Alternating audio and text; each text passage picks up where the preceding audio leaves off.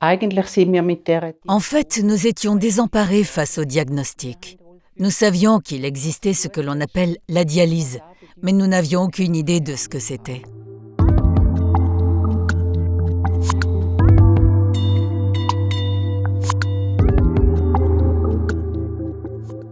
Die Krankengeschichte von meinem Mann hat mit 16 Jahren Diabetes Typ 1 angefangen.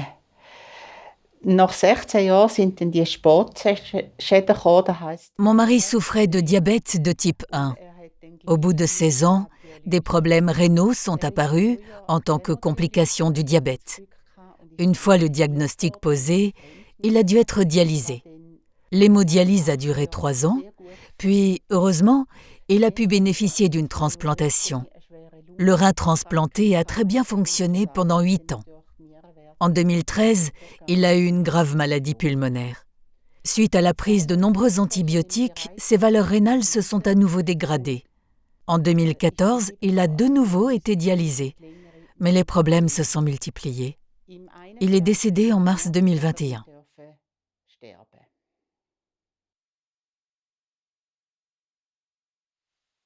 Eigentlich sind wir im Moment mit dieser Diagnose total überfordert gewesen. Wir haben wohl gewusst, dass der Diabetes langjährig spät. En fait, nous étions désemparés face au diagnostic. Nous savions bien que le diabète peut engendrer des complications, mais nous ne pensions pas être concernés.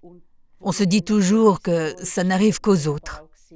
Lorsqu'il a été mis sous dialyse, on a vite vu qu'il allait tout de suite beaucoup mieux. L'expérience et les connaissances sur la maladie n'ont cessé d'augmenter. Eigentlich haben wir ja Angstgefühl gehabt, vor allem auch mein Mann, weil wir Nous étions inquiets, et surtout mon mari, car nous ne savions pas ce qui nous attendait et ce qui l'attendait lui. En effet, à l'époque, on n'avait pas accès aux mêmes informations et explications qu'aujourd'hui. Aujourd'hui, il y a des journées d'information auxquelles nous pouvons assister pour nous tenir précisément informés. On peut aussi se documenter. Avant, c'était différent. L'aspect humain était rarement pris en compte. Unsere Informationen sind dann mit der Dialyse eine Art vom Pflegepersonal und von den Ärzten. Pendant la dialyse, nous récoltions des informations auprès du personnel soignant et des médecins. J'étais toujours très curieuse. Je voulais savoir exactement ce qui se passait. C'est ainsi que nous avons appris à lire et à interpréter les valeurs et à distinguer ce qui est important ou pas.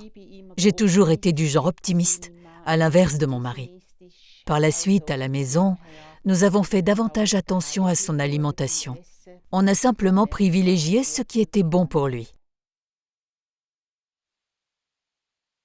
Ich habe meinen Mann immer in dem Bereich unterstützt, dass ich überall, wo er einen Untersuch machen musste, dabei war bei jedem Gespräch. J'ai toujours accompagné mon mari aux examens. J'étais présente à chaque consultation, car j'avais le sentiment que 4 oreilles et 4 yeux valent mieux que 2. J'ai toujours eu l'impression, et je l'ai encore souvent aujourd'hui, qu'un patient nerveux, voire angoissé, n'est pas en mesure de comprendre toutes les explications du médecin. C'était ma manière à moi de le soutenir. Je l'ai accompagné également régulièrement à la dialyse. Mais je n'ai jamais réussi à lui enlever sa peur. Meine Bewegung, sich für andere zu engagieren, war, dass ich J'ai remarqué que moi aussi, en tant que proche, j'aurais bien aimé avoir plus d'échanges et de soutien de la part de personnes partageant la même épreuve. C'est ce qui m'a poussée à m'engager pour les autres. J'ai donc instauré des rencontres durant le temps libre pour les patients atteints d'insuffisance rénale et leurs proches. Cela fait 12 ans que cela fonctionne de manière autonome et j'en suis très fière. Ich glaube, das Mitleid ist nicht der richtige Umgang mit dem Patienten. Je pense que montrer de la compassion aux malades n'est pas la solution. C'est quelque chose dont il ne veut pas. L'assistance, c'est une chose. Elle est certes bénéfique, mais il faut veiller à ne pas étouffer la personne. Quand je demandais à mon mari toutes les 5 minutes « Comment ça va ?», parfois cela l'énervait vraiment. Je pense qu'il est très important pour les proches d'accepter les décisions du malade. Même si parfois on pense qu'il serait préférable qu'il fasse autrement ou qu'il en fasse davantage. Souvent, le patient n'a même pas besoin de recourir à toutes les possibilités. J'ai appris auprès de proches qu'il est très important de se ménager des espaces de temps libre. même s'il ne s'agit que d'1 ou 2 heures pendant lesquelles on met les problèmes entre parenthèses. Il faut également continuer à entretenir les relations avec les collègues et les amis.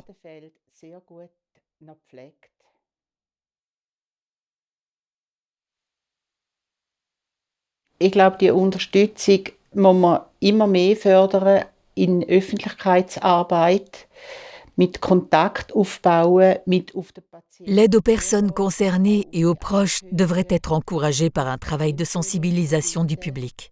Il faudrait aller davantage vers les patients et les proches et surmonter les inhibitions. Parallèlement, il faut apprendre à accepter de l'aide, que ce soit de la part de l'entourage ou des institutions. L'important est de savoir que l'on n'est pas seul.